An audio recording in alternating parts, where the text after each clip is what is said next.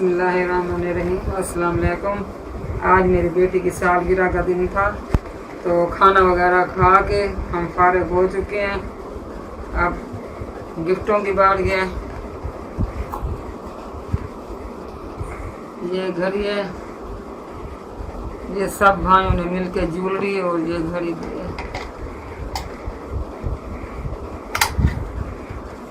ये कर है कैचर, नेल पॉलिश मुख्तलिफ कलर में।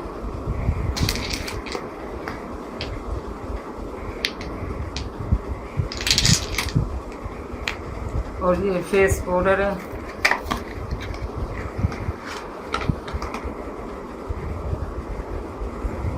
फाइव इन वन वाला।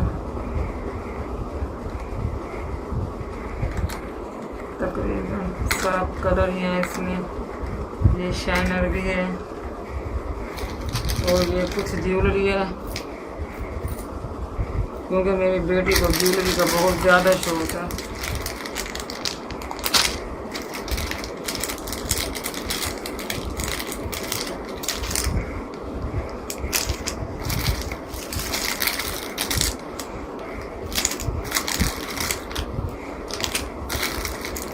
ये कढ़ाई इसके साथ का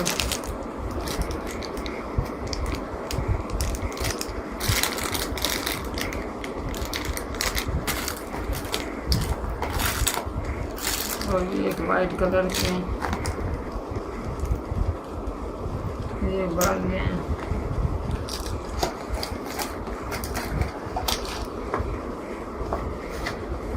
और ये शर्ट पीस है। ये कुछ वर्दा के हैं, लाइमलाइट के हैं।